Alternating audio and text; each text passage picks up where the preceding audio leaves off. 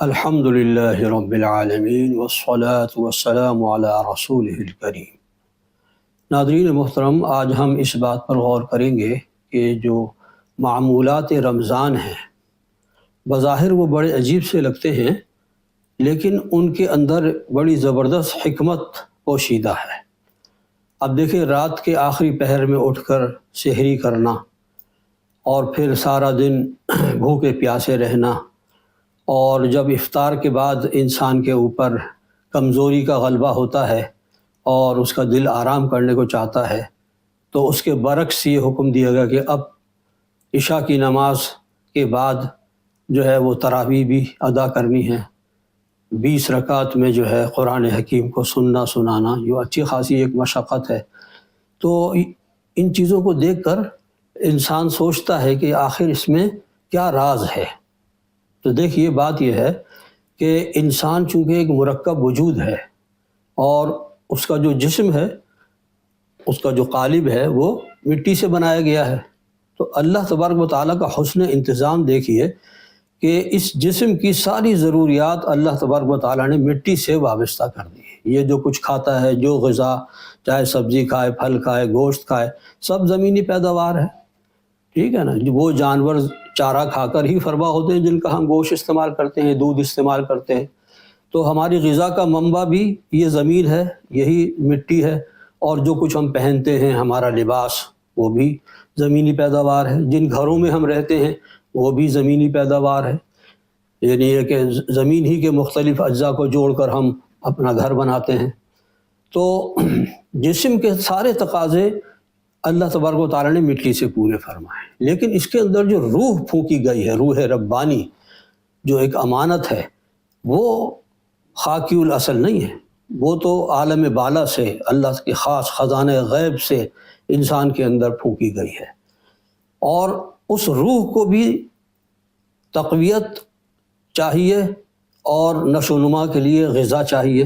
وہ غذا اللہ تعالیٰ نے وہیں سے فراہم کی ہے جہاں سے اس روح کو بھیجا ہے، یعنی کلام الہی، یعنی وحی ربانی کی جو غذا ہے وہ کلام ربانی ہے۔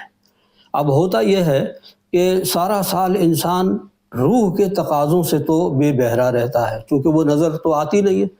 ساری توجہ اس کی جو ہوتی ہے وہ جسم کی طرف ہوتی ہے، اس کو وہ نہلاتا دھلاتا بھی ہے، لباس سے مزین کرتا ہے، کھلاتا پلاتا ہے، تو وہ سال کے 11 مہینے جو ہے وہ خوب تندرست و توانا بھی رہتا ہے اور اس کو غذا بھی ملتی رہتی ہے۔ جبکہ جو روح ربانی ہے وہ بیچاری اس جسم کے اندر جو ہے کمزور اور لاغر ہوتی ہے، اس لیے کہ اس کو اس کی غذا نہیں مل رہی، اور وہ جو ہے غذا کی محتاج رہتی ہے، منتظر رہتی ہے۔ اللہ تبارک و تعالیٰ نے یہ جو معمولات رمضان ہیں، ان کے ذریعے سے اس ترتیب کو بالکل الٹا کر دیا، یعنی جسم کے تقاضوں کو کم سے کم، کھانا پینا، آرام، نیند، اس کو کم سے کم کرو، اور روح کے تقاضوں کو، روح کی غذا یعنی کلام ربانی کی، اس پر بارش کرو۔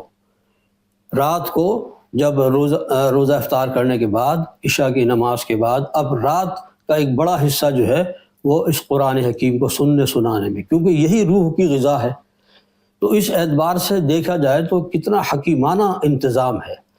اچھا، پھر آپ یہ دیکھیے کہ ہم اپنے جسم کو جو غذا دیتے ہیں تو کوئی سادی اور معمولی غذا نہیں دیتے، ہم اس میں مرغن اور مقوی اور اچھی غذا کا بھی اہتمام کرتے ہیں تاکہ وہ زیادہ سے زیادہ نشو و نما پا سکے۔ اللہ تبارک و تعالیٰ نے بھی روح کی غذا کے لیے مرغن غذا کا انتظام کیا ہے۔ وہ یہ کہ دیکھیے، جب تلاوت انسان کرتا ہے نا، بیٹھ کر قرآن حکیم پڑھ رہا ہے، تو یہ بھی روح کو غذا فراہم کر رہا ہے، لیکن یہ سادہ غذا ہے۔ اور جب اسی قرآن کو نماز میں کھڑا ہو کر پڑھتا ہے، سنتا ہے، تو یہ گویا کہ روح کو اس کی مرغن اور مرغوب غذا مل رہی ہوتی ہے۔ نماز کے اندر کلام الہی کو سننا سنانا، یہ کتنی بڑی سعادت ہے، اور اس سے روح جو ہے وہ سرشار ہو جاتی ہے، مالا مال ہو جاتی ہے۔ تو اللہ تبارک و تعالیٰ نے اس ترتیب کو اس لیے ایسا رکھا ہے کہ جسم کے تقاضوں کو کم کیا جائے اور روح جو بیچاری سسکتی رہی ہے 11 مہینے اس کو اس کی مقوی غذا جو ہے حالت نماز میں قرآن حکیم کی سماعت کے ذریعے سے فراہم کی جائے۔ تو سبحان اللہ، کیسا حسن انتظام ہے، کاش کہ ہم اس کی اہمیت کو سمجھیں اور اس سے پورا فائدہ اٹھانے کی کوشش کریں۔ اللہ تعالی ہمیں معمولات رمضان میں جو پوشیدہ حکمت ہے ہمارے تزکیے کے لیے، ہماری روح کی تقویت کے لیے، اس کو سمجھنے اور اپنانے کی توفیق عطا فرمائے۔ وآخر دعوانا ان الحمد للہ رب العالمین۔